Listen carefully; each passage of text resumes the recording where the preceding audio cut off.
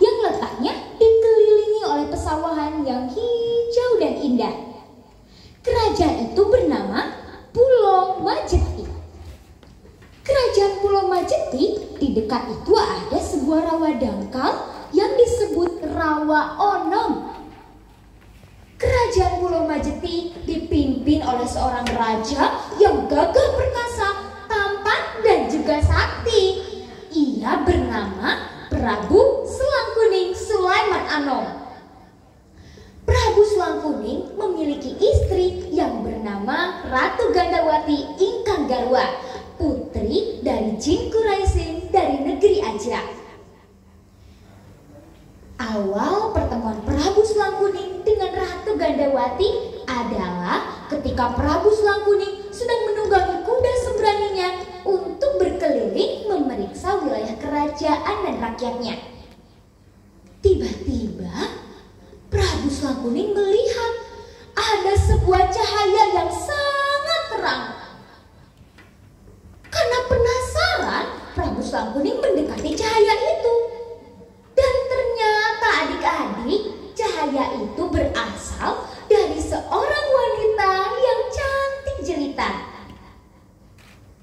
Ia pun mencari tahu siapa wanita itu. Dan akhirnya Prabu Selangkuning pun tahu bahwa wanita yang cantik jelita itu adalah Ratu Gandawati. Prabu Selangkuning yang tertarik oleh kecantikannya, ia berniat untuk melamar dan menjadikan Ratu Gandawati sebagai permaisurinya. Prabu Selangkuning langsung menulis surat lamaran dan dikirimkan ke Ratu Gandawati melalui seekor burung keladi bawang yang memiliki bulu indah berwarna kuning, memakai mahkota dan pakaian kebesaran sang Prabu. Surat lamaran itu pun sampai di tempat Ratu Gandawati. Dan surat lamaran itu pun diterima oleh Ratu Gandawati. Singkat cerita nih adik-adik, Prabu Selangkuning dan Ratu Gandawati pun menikah. Dan mereka mempunyai putri yang diberi nama Nyimai Mayangmunah. Nah, pada suatu hari nih, Prabu Selangkuning hendak melepaskan rasa lelahnya dengan pergi mandi. Saat Prabu Selangkuning mandi, ia melepaskan cincin yang ia pakai lalu menaruhnya di dinding kamar mandi. Tiba-tiba ada sesosok makhluk yang melihat cincin itu. Ia pun langsung mendekati dan mengambil cincin Prabu Selangkuning. Makhluk itu pun langsung memakai cincin sang Prabu. Seketika itu, makhluk itu berubah menjadi mirip seperti Prabu Selangkuning.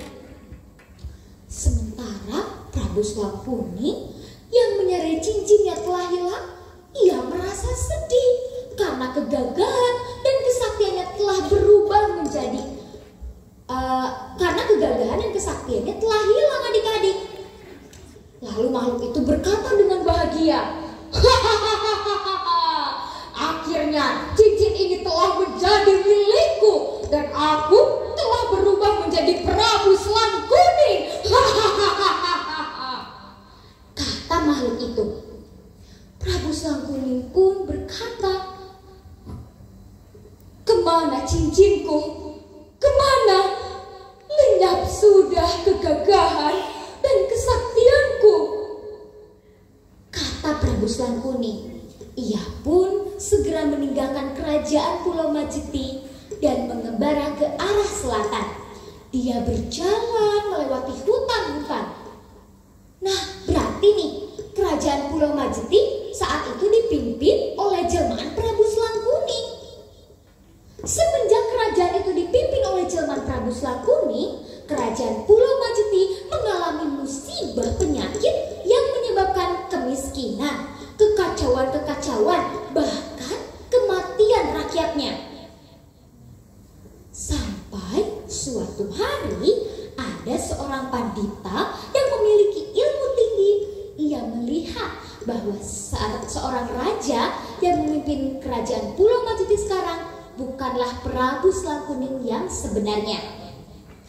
Pandita itu berkata kepada penduduk, Wahai saudaraku, janganlah kalian mengikuti perintah dari raja itu, karena dia bukanlah Prabu Selang Kuning yang sebenarnya. Dia hanyalah raja jadi-jadian, kata Pandita. Penduduk menjawab, "Hah? Raja jadi-jadian? Apa benar yang kau katakan, Pandita?" Kata penduduk belum mempercayainya. "Iya, benar. Coba kalian perhatikan. Wajahnya yang memang mirip seperti Prabu Selang Kuning. Tapi lihat keadaan sekarang. Banyak musibah dan bencana terjadi di sini," kata Pandita.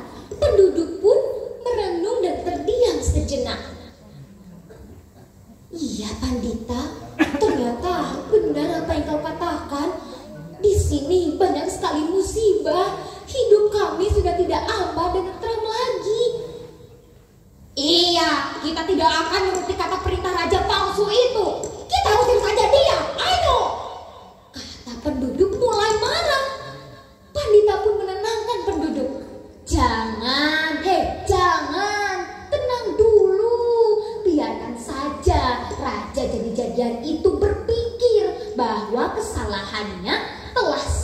bahwa apa yang dia perbuat telah salah, kata Pandita. Sementara di kerajaan Pulau Majeti, raja yang memimpin kerajaan Pulau Majeti itu sedang merasa gundah dan bimbang. Ia berpikir, sungguh aneh, mengapa kerajaan ini banyak masalah dan musibah terjadi. Padahal waktu Prabu Selang Kuning berkuasa, kerajaan ini aman dan tentram, kata makhluk itu. Ia pun berkata lagi, apa karena cincin yang kupakai? Atau karena cara aku mendapatkannya dengan mencuri? Aku harus membuangnya. Ya, aku akan membuangnya, kata makhluk itu sambil membuang cincin itu ke arah selatan. Cincin Prabu Selang Kuning pun jatuh di laut selatan. Seketika itu jelmaan Prabu Selang Kuning wujudnya kembali seperti semula. Nah, adik-adik, tadi Prabu Selang Kuning kan mengembara ke arah selatan, dan sekarang Prabu Selang Kuning sedang berada di laut selatan. Ia melihat ada seorang nelayan yang sedang mencari ikan. Prabu Selang Kuning pun membantu nelayan itu. Dan sebagai rupanya, nelayan itu memberikan ikan kepada Prabu Selang Kuning. Namun, saat akan dipotong dan hendak dimasak, Prabu Selang Kuning melihat ada cincin di dalam perut ikan itu. Ternyata adik-adik, cincin yang Prabu Selang Kuning temukan adalah cincin Prabu Selang Kuning yang dibuang oleh makhluk itu. Prabu Selang Kuning merasa senang dong. Ia langsung memakai cincin itu. Akhirnya cincinku telah kembali, dan kegagahan, kesaktianku pun telah kembali, kata Prabu Selang Kuning merasa senang. Ia pun langsung kembali ke kerajaan Pulau Majeti untuk kembali mendampingi Ibu Ratu Gandawati dan kembali memimpin kerajaan Pulau Majeti. Kerajaan Pulau Majeti pun kembali aman, damai dan tentram. Nah, bertahun-tahun berlalu, Prabu Selang Kuning pun sudah merasa sudah saatnya untuk menurunkan tahta dan cincin kebesarannya kepada anak dan cucunya. Cincin Prabu Selang Kuning disebut sebagai cincin Ampal Fatullah. Nah, menurut cerita adik-adik, cincin tersebut sempat menjadi perebutan sampai akhirnya dimiliki oleh Syekh Syarif Hidayatullah. Nah, demikianlah cerita tentang legenda Pulau Majeti. Pesan moral yang bisa kita petik dari cerita Pulau Majeti ini adalah siapapun bisa mendapatkan ilmu, pangkat, jabatan, kekayaan, kendaraan, bahkan kebesaran atau apapun itu yang kita inginkan.